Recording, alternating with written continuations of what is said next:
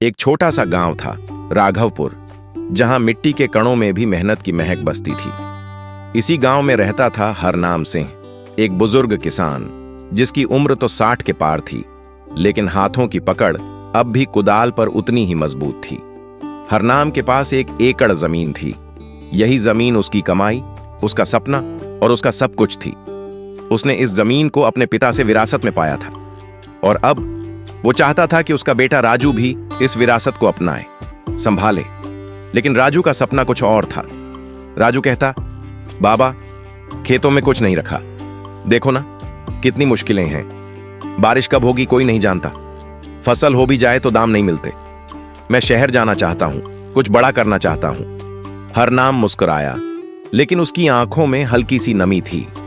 उसने कहा, बेटा, शहर में बड़ा सपना देखना गलत नहीं है, पर अपनी जड़ें कभी मत भूलना। ये मिट्टी ही है जो हमें संवारती है। राजू चला गया। शहर की चकाचौंध, नौकरियों की दौड़ और बड़ी इमारतों के बीच वह खो गया। 1 साल बारिश ने जैसे गांव से नाता ही तोड़ लिया था। खेत सूख गए, कुएं खाली हो गए। हरनाम दिन रात खेत में पानी का इंतजाम करता, पुराने तरीके अपनाता, लेकिन फसल बार बार नाकाम होती। एक दिन थक हार कर वो अपने खेत के बीच बैठ गया। हाथ में मुरझाया हुआ पौधा था और आंखों में आंसू। क्या मेरी मेहनत अब हार जाएगी? उसने आकाश की ओर देखा। बेटा, किसान वो है जो मिट्टी से जीवन पैदा करता है, हार उसकी किस्मत में नहीं होती। हरनाम फिर उठा। उसने एक छोटा बीज उठाया और कहा, अगर मिट्टी में थोड़ी भी जान बची है तो मैं उम्मीद नहीं छोड़ूंगा।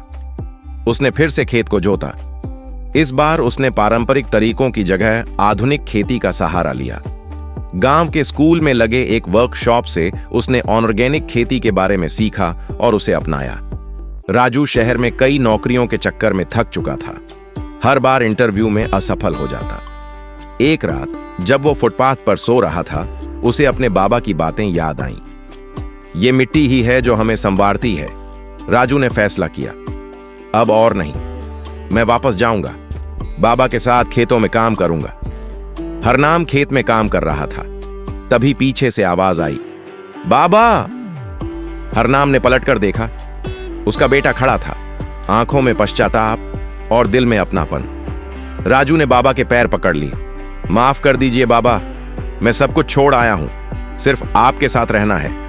हरनाम ने राजू को गले से लगा लिया। बेटा, खेती में मेहनत है लेकिन आत्मा भी है। तू आ गया, अब यह जमीन फिर से हरी होगी। राजू ने इंटरनेट की मदद से ड्रिप इरिगेशन, मल्चिंग और मार्केटिंग के नए तरीके सीखे। बाबा की मेहनत और बेटे की तकनीक दोनों ने मिलकर खेत में एक नई क्रांति ला दी। कुछ ही महीनों में खेत लहलहा उठा। मटर, टमाटर, धनिया सब कुछ समय पर तैयार हुआ। उन्होंने सीधा मंडी में बेचने की जगह लोकल मार्केट और ऑनलाइन प्लेटफॉर्म पर बेचना शुरू किया। हरनाम के हाथों में पहली बार एक मोटी रकम आई थी। वो जोत पर नहीं, ज्ञान पर आधारित थी। बेटा, बाबा बोले, आज जो तूने किया है वो असली खेती है, पुराने अनुभव और नए विज्ञान का मेल। राजू ने बाबा के पैर छुए और कहा, बाबा, अब मैं जान गया हूं, किसान होना सबसे बड़ा सौभाग्य है। ये कहानी सिर्फ हरनाम और राजू की नहीं है, ये हर उस किसान की है जो मिट्टी से जीवन उगाता है, जो संघर्ष करता है और फिर भी हार नहीं मानता। अगर हम सब साथ आएं तो हर खेत हरा हो सकता है और हर किसान मुस्कुरा सकता है।